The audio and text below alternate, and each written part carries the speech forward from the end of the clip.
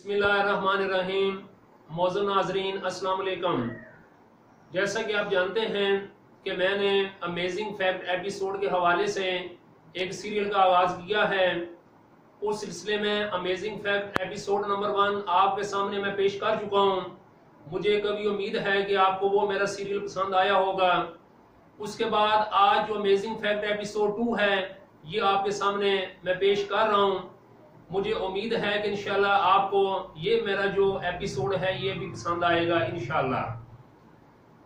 आज जो मैं आपके सामने अमेजिंग फैक्ट लेके आया हूं ये बहुत हैरानकुन है।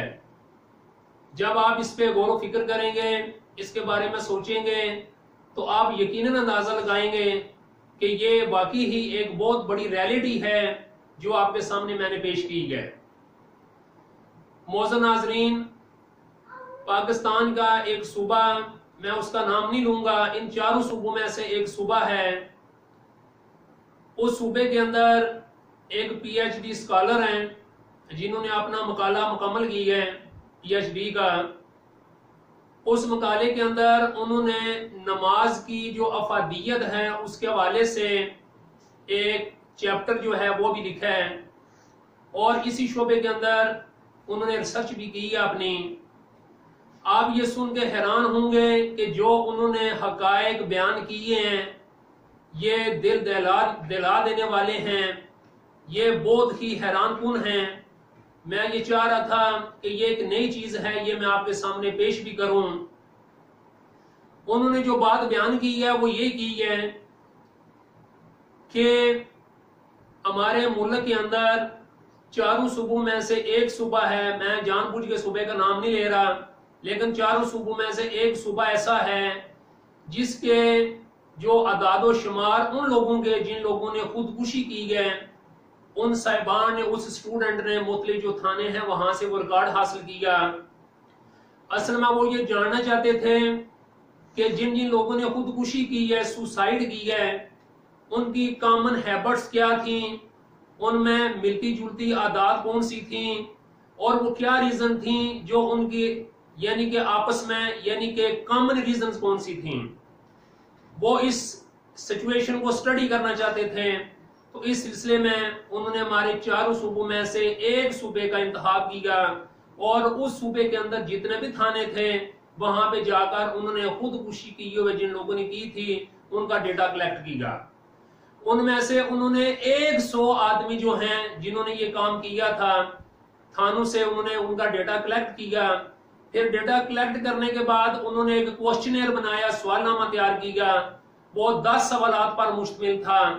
तो वो जो है थाने से उनको एड्रेस भी मिल गया। फिर वो जो स्टूडेंट साहब हैं, जो पीएचडी स्कॉलर हैं, वो लोगों के घरों में गए और जाकर जो वालिदैन हैं, जो पेरेंट्स हैं, उनके जो बहन भाई हैं या जो उनके जो दोस्त थे, उनके साथ जिस बंदे ने खुदकुशी की हुई थी उनसे कुछ सवालात किए। जब उन्होंने कुछ सवालात किए, उनमें जो एक चीज सब के अंदर कॉमन आई वो बहुत ही हैरानकुन है, और आप भी जब सुनेंगे तो आप इस चीज को वाकई समझेंगे कि it is also amazing fact. ये बहुत बड़ा अमेजिंग फैक्ट है। क्या आप जानना चाहेंगे कि वो उनमें कॉमन हैबिट कौन सी थी, उनमें कौन सी ऐसी चीज थी जो कि सब के अंदर पाई जाती थी, और वो कितने लोग थे? 100 लोग थे। कहां के रहने वाले थे? इसी पाकिस्तान के चारों सूबों में से एक सूबे के लोग थे। रिसर्च किसने की? एक पीएचडी स्कॉलर है, उन्होंने ये रिसर्च की। तो आप ये जानकर हैरान होंगे कि एक जो कॉमन फैक्टर था उन सब लोगों का वो ये था कि वो लोग नमाजी नहीं थे। वो कभी भी मस्जिद में नहीं गए थे। उन्होंने कभी भी उनको किसी ने नमाज पढ़ते नहीं देखा था। जिस वक्त मैंने ये सच पढ़ी, उनका ये मकाला मैंने कहीं पढ़ा, तो मुझे बहुत हैरानगी हुई कि ये कितना बड़ा एक फैक्ट है जो कि उस स्टूडेंट ने हमारे सामने ये ला के रख दिया। फिर मुझे कुरान पाक की वो तमाम जो नमाज के हवाले से जो तरगीब है वो मेरे जहन में आ गई कि अल्लाह तबारक व तआला ने कुरान पाक के अंदर 700 मरतबा ये हुक्म दिया है नमाज अदा करें, नमाज कायम करें, नमाज सलात का हुक्म है।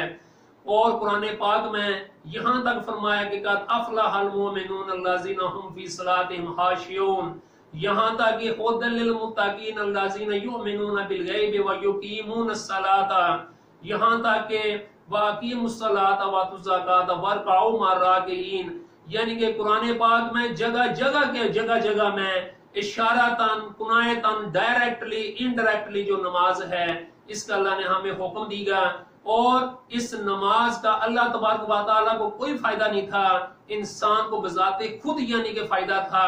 آج کی جو میڈیکل سائنس ہے وہ اس بات کو پروو کر چکی ہے کہ جو نماز ہے اس کے بے شمار فوائد ہیں، اور اتنے زیادہ فوائد ہیں کہ اس پہ بہت زیادہ بڑی بڑی لمبی اور زحامت والی کتابیں لکھی جا سکتی ہیں۔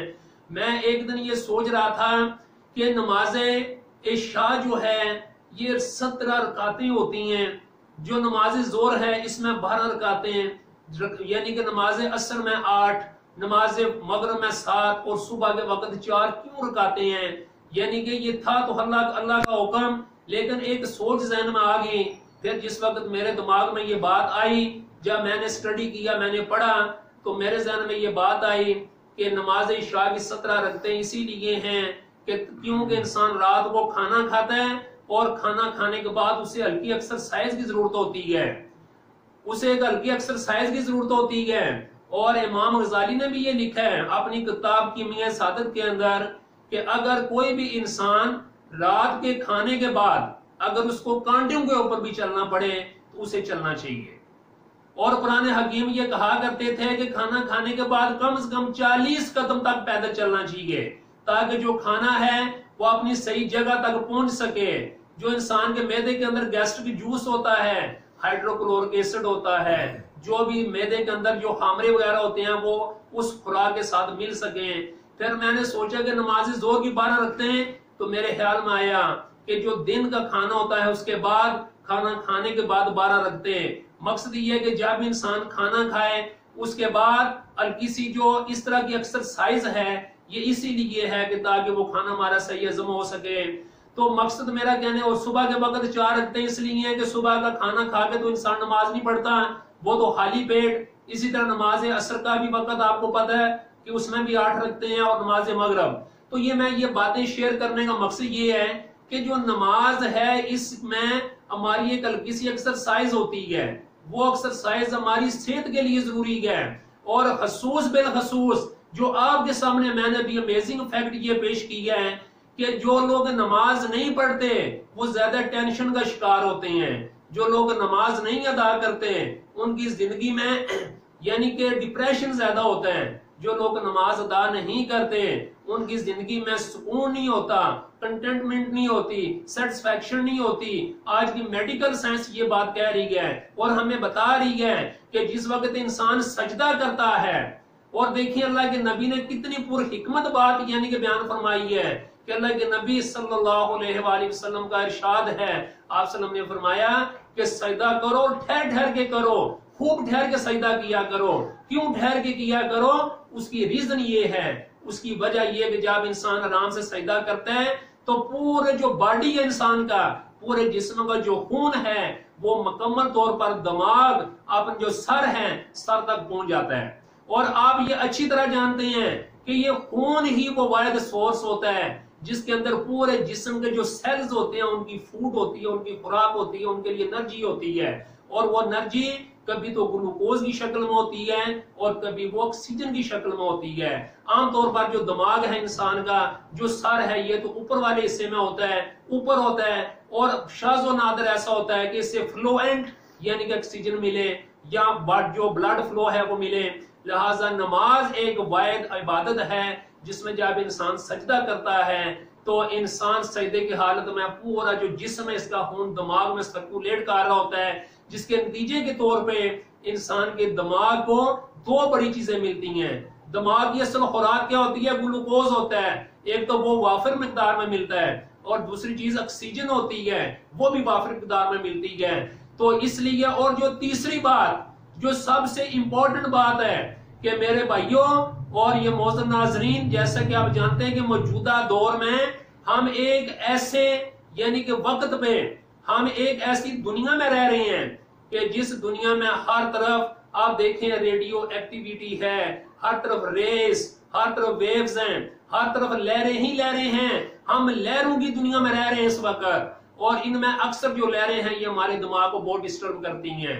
जैसे मोबाइल है, ये लहरों को बगैर नहीं चलता, इसकी अपनी वेव्स हैं।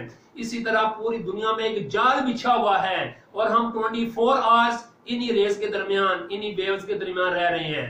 तो आज की मेडिकल साइंस और साइंटिस्ट ये बात कहते हैं कि जिस वक्त इंसान सजदा करता है उस वक्त इंसान का जो दिमाग है ये जमीन के सबसे करीब तरीन होता है, और जो जमीन है इसकी अपनी एक मखसूस सिफ्त है कि ये इस तरह की जितनी भी यानी कि जो रेज होती हैं इनको अपनी तरफ ये जज्ब कर लेती है, जिसकी वजह से इंसान का जो दिमाग है ये हल्का हो जाता है। इसलिए अल्लाह के नबी ने फरमाया था कि सजदा करो, रुकू करो, खूब ठहर ठहर के करो, ताकि हमारे दिमाग को ऑक्सीजन भी मिल सके, ग्लूकोज भी मिल सके। और सबसे बड़ी जो बात इसके नतीजे के तौर पे कि ऐसे लोगों की जो यादाश्त है, जो मेमोरी है, वो भी इंशाल्लाह कभी मुतासर नहीं होती।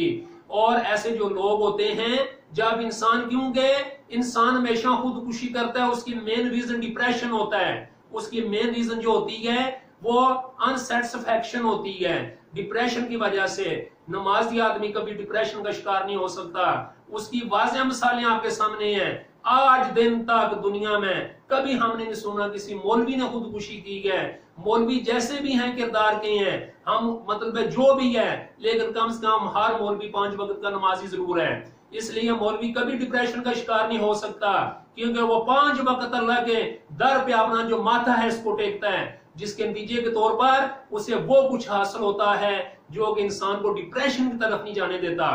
तो इसलिए उस पीएचडी स्कॉलर जो है उसने ये बात बड़ी खूबसूरत अंदाज में ये बयान की है कि ए लोगों, नमाजी बन जाओ, इस नमाज में तुम्हारी जिंदगी है। फिर मैं कुरान पाक की आयत इन सलात तन्हा अनिल फहशाय वल मुनकर, जो नमाज होती है इंसान को बेहयाई और बुरे कामों से रोकती है। फहशाई बेहयाई के काम, बेहयाई के काम भी इंसान को दिमाग को, इंसानी दिमाग को खराब करने वाले होते हैं।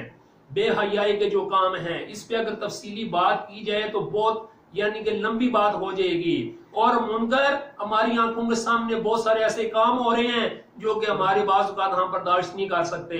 तो ये तमाम जो सिचुएशन है जब इंसान नमाज पढ़ता है तो फिर क्या होता है कि इंसान इन तमाम किस्म की बुराइयों से बच जाता है। ये बुराइयां इंसान के दिमाग को भी खराब करती हैं, उसके जिस्म को भी, इसकी रूह को भी खराब करती हैं।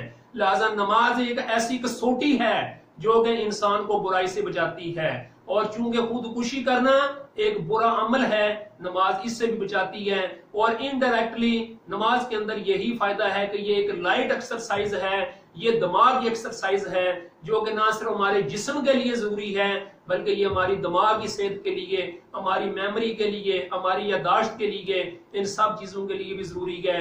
मेरी दुआ है कि अल्लाह तबारक व तआला हम सबको 5 वक्त का नमाजी बनाए और हकीकी मानों में, ताकि हम इन तमाम किस्म की बुराइयों से बच सकें। और thank you very much for listening. और मैं आपको आखिर में ये रिक्वेस्ट करना चाहूंगा कि अमेजिंग फैक्ट एपिसोड नंबर 1 आपने सुना, जिसके अंदर मैंने आपके सामने ये शेयर किया था कि 900 लोग जो मुजरिम थे उनके ब्रेन स्कैन लिए गए, तो क्या नतीजा आया उसका मैं थोड़ा सा, उस दिन बात थोड़ी सी रह गई थी कि जो माहौल होता है मेरे भाइयों वो ही इंपॉर्टेंट होता है। हर बच्चा हालत इस्लाम के ऊपर पैदा होता है, उसके वालिदैन उसे यहूदी ईसाई मजूसी बनाते हैं। इसका मतलब यह है कि जैसा वालिदैन बच्चे को माहौल देते हैं वो बच्चा ऐसा ही बन जाता है। तो आज का जो अमेजिंग फैक्ट था ये भी आपने सुन लिया। इंशाल्लाह 1-2 दिन के बाद अमेजिंग फैक्ट एपिसोड 3 आपके सामने पेश किया जाएगा। मुझे कभी उम्मीद है इंशाल्लाह आप मेरे साथ, ये मतलब ये है कि मेरा ये जो नया पॉइंट है इसको आप सब्सक्राइब करेंगे। जैसे आप ये मेरी मूवी सुने आप उसको सब्सक्राइब कर देना, ताकि मेरी आइंदा आने वाली जो मूवी है वो भी आप तक पहुंच सके। और ये मेरा मुसम्मम इरादा है इंशाल्लाह कि 101 अमेजिंग फैक्ट मैं आप लोगों तक पहुंचाऊंगा इंशाल्लाह। Thank you very much for listening. Allah Hafiz.